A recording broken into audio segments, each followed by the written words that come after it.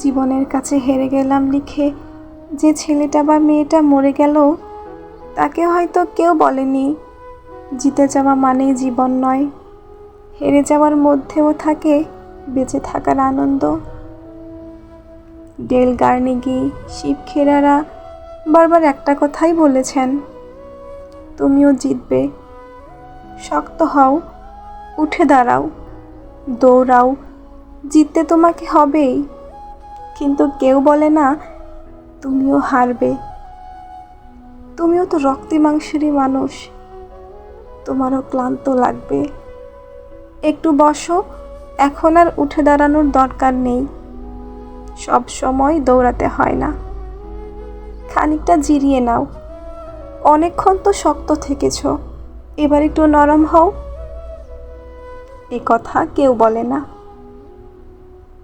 না বলেই ফুলের মতো ছেলে মেয়েগুলো ঝুলে পড়ে, কেউ প্রেমের জন্য, কেউ টাকার জন্য, কেউ রেজাল্ট বা চাকরির জন্য, কেউ বা একটুখানি স্নেহ ভালোবাসার জন্য।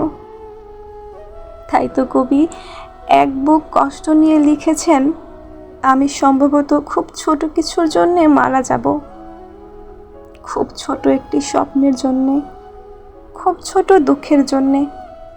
আমি হয়তো মারা যাব কারো ঘুমের ভেতরে একটি ছোট দীর্ঘ শ্বাসের জন্যে, এক ফোঁটা সৌন্দর্যের জন্যে। আমাদের চারপাশের প্রতিটা মানুষের ছোট হলেও একটা স্বপ্ন থাকে, তারা একটুখানি সহানুভূতি পেতে চায়, এক চিলতে রোদ্দুর চায়, এক ফোঁটা ভালোবাসা নিয়ে বুকে নিয়ে বেঁচে থাকতে চায়। মা, বাবা, শিক্ষক, অভিভাবক, বন্ধু সমাজ, আপনাদের সবার কাছে অনুরোধ, জিতে যাওয়ার মোটিভেশন দেন, তাতে সমস্যা নাই, কিন্তু হেরে যাওয়াদের কথাও একটু বলেন। পৃথিবীতে সবাই জিততে আসে নাই, সবার জেতার দরকারও নাই,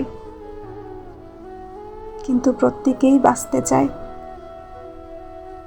পৃথিবীর আলো, বাতাস, জল বা জ্যোৎস্নায় সবার সমান অধিকার আছে। জিতে যাওয়া মানুষটার যেমন হাসার অধিকার আছে, তেমনি হেরে যাওয়া লোকটারও অধিকার আছে মন খুলে কাঁদার। জয়ের মালা বিজয়ীদের জন্য থাকুক, ওটার ভাগ কেউ চায় না, তাই বলে হেরে যাওয়া মানুষটার উপর থেকে এক টুকরো মেঘের ছায়া কেড়ে নেওয়ার অধিকার কারো নেই।